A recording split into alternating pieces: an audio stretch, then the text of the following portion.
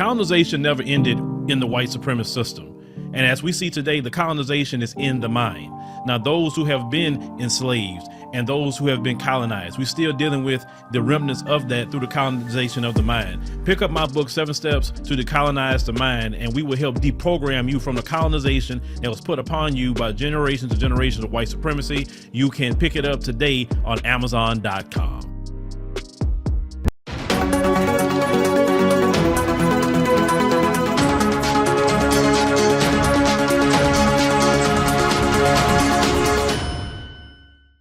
You know, we have some sisters in Canada, and shout out to the brothers and sisters in Canada. I know y'all deal with the white supremacists as well. They run around here acting like they're so liberal and they so believe in diversity. You know, oh, diversity.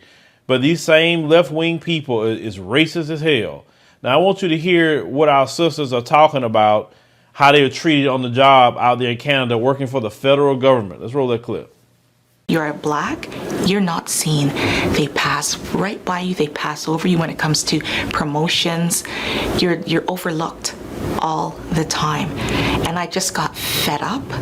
I just got tired, and I really could not take it anymore for the sake of my mental health and for my family. And I complained to management, they did nothing about it. I went to the EAP officer for advice. I wrote to my member of parliament. I went to the union also, but nothing was done really. I have been harassed at work. I've experienced discrimination. I've experienced being ostracized. People have told me they don't want to be seen with me. They don't want to be seen walking next to me. They don't want to come next to my cubicle. I have done everything in my power to work with my employer. And now, unfortunately, it's come to a lawsuit. The same story that you have here is there.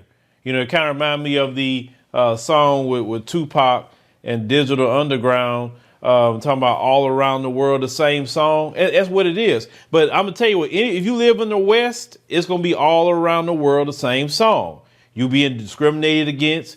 You're being marginalized. You're being talked down to. You report the situation. Hardly nothing happens to them. I mean, the same thing. The same thing. I told you, it is in the culture of the white supremacists. White supremacy is their culture. It don't matter if you're in America, if you're in Canada, if you're in different European countries, that is their culture. A culture is something that you practice for hundreds of years and pass down to your children. They pass down that culture of white supremacy to their children. They make sure of it. They may not have no money to pass to them, but they pass that down. You understand? So it don't matter where you live. If you live in Canada or you live in America or whatever the case may be, that is the culture.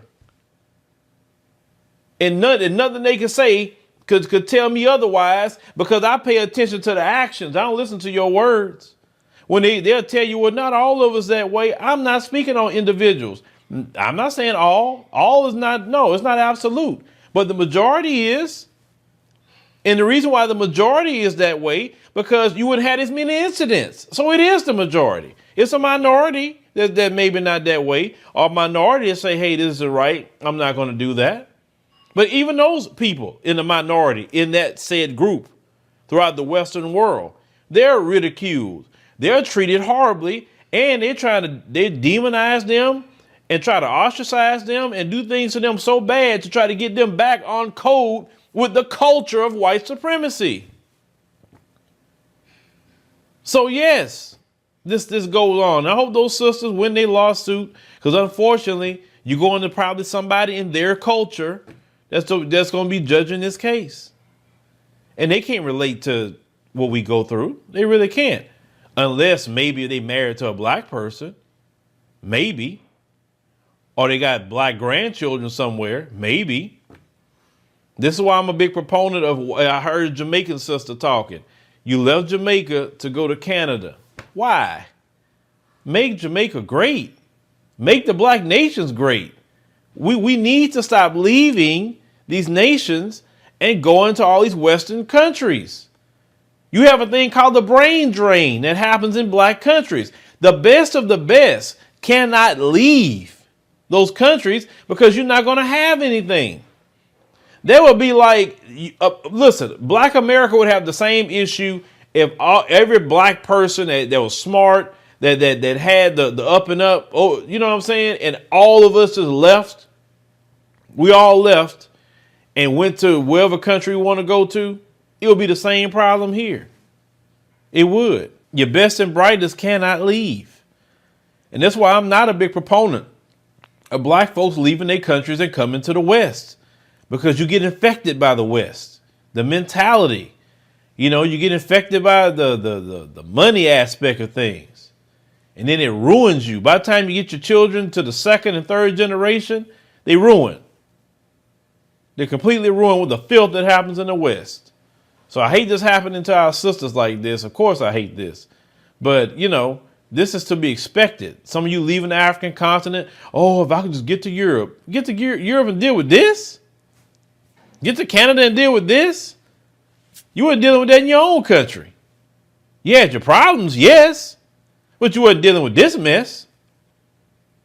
But, you know, let me know what you think about, you know, this comment. And any of you who live in Canada in the comments, let us know, you know, about the racism. Because, you know, definitely, you know, I want to connect with you, brothers and sisters. This one sister I was trying to connect with out there. It was a reporter, but I guess she couldn't, you know, connect with us because I be trying to get people in different places. But, yeah, we definitely need some Canadian contributors to tell us the truth about going on in these nations, because we definitely looking for more contributors for that. We got to expose these people in every nation where black folks at.